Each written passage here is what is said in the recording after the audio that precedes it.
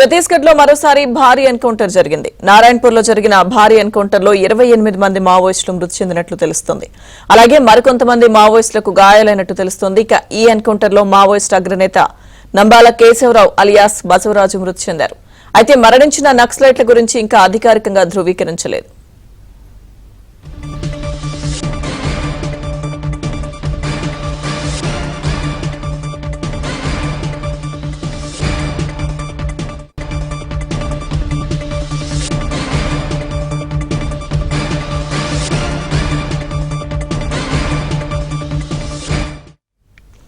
ఛత్తీస్గఢ్ లో మరోసారి భారీ ఎన్కౌంటర్ జరిగింది. నారాయణపూర్ లో జరిగిన భారీ ఎన్కౌంటర్ లో 28 మంది మావోయిస్టులు మృతి చెందినట్లు తెలుస్తోంది. అలాగే మరికొంతమంది మావోయిస్టులకు గాయాలైనట్టు సమాచారం. ఇక ఈ ఎన్కౌంటర్ లో మావోయిస్ట్ అగ్రనేత నంబాల కేశవరావు అలియాస్ బసవరాజు మృతి చెందారు. అయితే మరణించిన నక్సలైట్ల గురించి ఇంకా అధికారికంగా ధృవీకరించలేదు. ఎన్కౌంటర్ కు సంబంధించిన పూర్తి అప్డేట్స్ మా ప్రతినిధి రవిని అడిగి తెలుసుకుందాం. రవి, లక్ష్మీదుర్గ మావోయిస్ట్ అగ్రనేతలే టార్గెట్ గా ఈ రోజు భారీ ఎన్కౌంటర్ చోటు చేసుకుంది. మావోయిస్టుల కంచుకోటగా ఉన్న అబూజ్మడిలో భద్రతా బలగాలు ఈ రోజు మావోయిస్టుల మధ్య జరిగిన ఎదురు కాల్పుల్లో 28 మంది పైగా మావోయిస్టులు మృతి చెందినట్టుగా పోలీసు వర్గాల ద్వారా సమాచారం అవుతుంది. మావోయిస్టు కేంద్ర కమిటీకి చెందిన కీలక నేతలు హతమైనట్టుగా పోలీసు వర్గాల ద్వారా సమాచారం అవుతుంది. అధికారికంగా పేర్లు ప్రకటించాల్సి ఉంది. ముఖ్యంగా చూస్తే మావోయిస్టు పార్టీని దేశంలో కూకటి వేలతో సహా పెకిలించి వేస్తామంటూ ఆపరేషన్ కగారుకు కేంద్ర హోంమంత్రి శ్రీకారం చుట్టారు. గత ఏడాది జనవరిలో ప్రారంభమైన ఆపరేషన్ కగార్ దూకుడుగా కొనసాగుతుంది. వరుస ఎన్కౌంటర్ తో స్పాన్ ఆఫ్ ఈ 1.5 year లో కూడా మొత్తం 400 మంది పైగా మావోయిస్టులు హతమయ్యారు. వరుస ఎన్కౌంటర్లతో మావోయిస్టు కీలక నేతలంతా హతమవుతున్న పరిస్థితి ఉంది. ఈ నేపథ్యంలో పెట్టని కోటగా ఉన్న అబూజ్మడిను వదిలి తెలంగాణ సరిహద్దుగా ఉన్న కర్రెగుట్టలకు మావోయిస్టులు ఈ మధ్యన మకా మార్చారు. ఆపరేషన్ కర్రెగుట్టల పేరుతో కూడా ఆపరేషన్ కొనసాగుతుంది.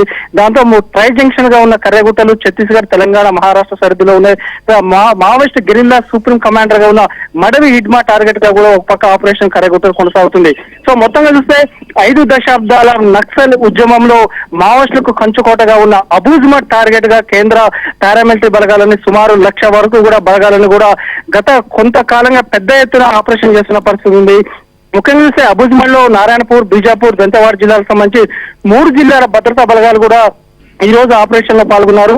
ఈ ఎన్కౌంటర్ లో కీలక నేతలు హతమైనట్టుగా సమాచారం అవుతుంది. ఇప్పటికే 28 మంది హతమైనట్టుగా పోలీసులు వెల్లడించారు. సో చనిపోయిన వారు ఎవరెవరు కూడా అధికారికంగా ప్రకటించాల్సింది.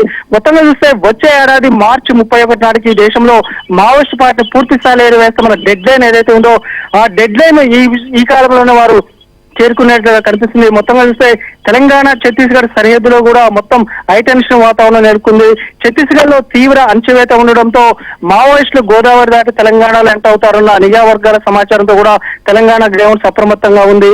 మొత్తంగా చూస్తే 5 దశాబ్దాల నక్సల్ ఉద్యమం కొన ఊపిరితో కొట్టుమిట్టాడుతున్న పరిస్థితి. ఈ నేపథ్యంలోనే మావోయిస్ట్ పార్టీ కేంద్ర కమిటీ కూడా ఒక లేఖ విడుదల చేసింది.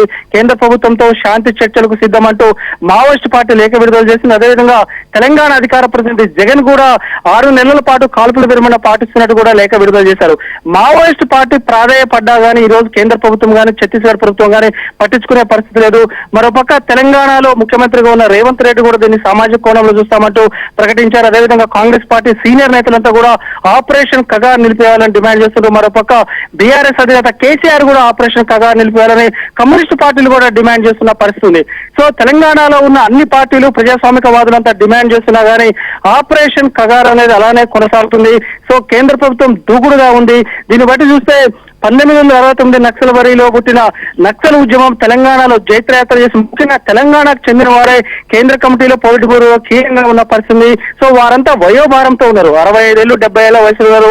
కేంద్ర కమిటీలో ఉన్న వారంతా వయోభారంతో ఉండడం, ఇలా అకాల మరణం చెందే పరిస్థితి వస్తుంది కాబట్టి వారు లొంగిపోవాలంటూ కూడా ఇప్పటికే కేంద్ర ప్రభుత్వం అప్పీల్ చేసింది. పౌర హక్కుల సంఘాలు కూడా ఆపరేషన్ కగార్ నిలిపేయాలని డిమాండ్ చేస్తుంది. ఏది ఏమైనా ఆపరేషన్ కగార్ దూకుడుగా కొనసాగుతుంది. ఈ రోజు జరిగిన భారీ ఎన్కౌంటర్ లో పెద్ద ఎత్తున ప్రాణ నష్టం జరిగింది. కీలక నేతలు హతమైనట్టుగా సమాచారం అవుతుంది. సాయంత్రం వరకు వాళ్ళ పేర్లు వెల్లడించే అవకాశం ఉంది. Lakshmi Durga. Right, thank you Ravi.